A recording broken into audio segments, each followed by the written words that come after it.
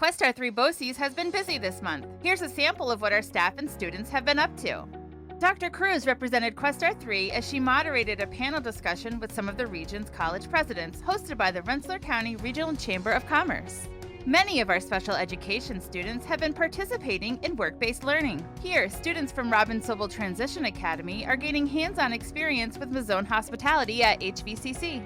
Heavy equipment and construction students at Robert H. Gibson Technical School were visited by Tom Morrissey of Catskills Carver. He showed students how the tools of their trades can be used for a creative hobby or career. Criminal justice juniors at Robert H. Gibson Technical School had their first hands-on experience in their crime scene and forensics unit.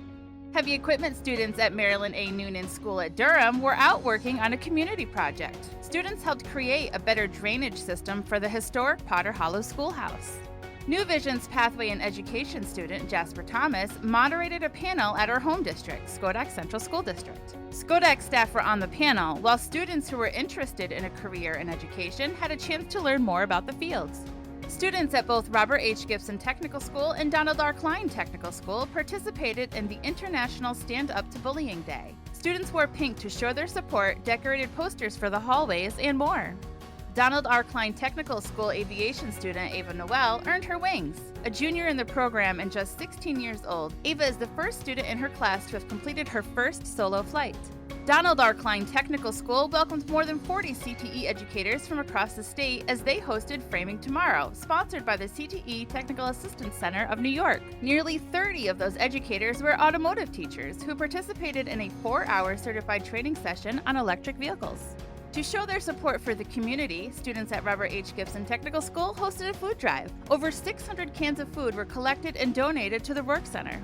The results came in from SUNY Cobleskill High School Day competitions earlier this year. The Marilyn A. Noonan School at Durham Heavy Equipment program had 4 students place in the top 10, including 2 first-place finishes in the excavator and bulldozer competitions. Many of our schools and programs celebrated Thanksgiving. From traditional Thanksgiving feasts to paint parties and arts and crafts, students and staff had a great time celebrating together.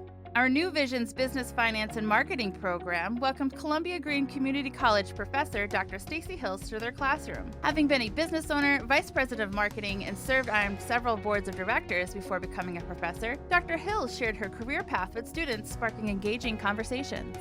The Questar 3 BOCES FFA chapter at Marilyn A. Noonan School at Durham hosted a paint event fundraiser. Attendees were led through a paint lesson of a winter barn. Funds will help send our chapter to leadership events and competitions.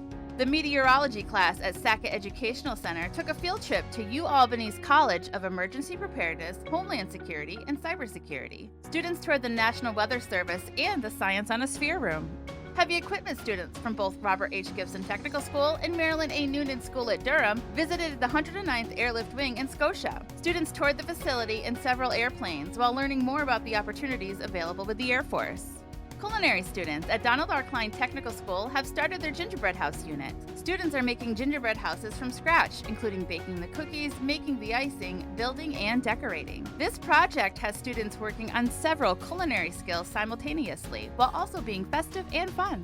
And now, on this Board of Education Appreciation Evening, we have a very special message from our students. Thank you, Board of Education. Thank you. Thank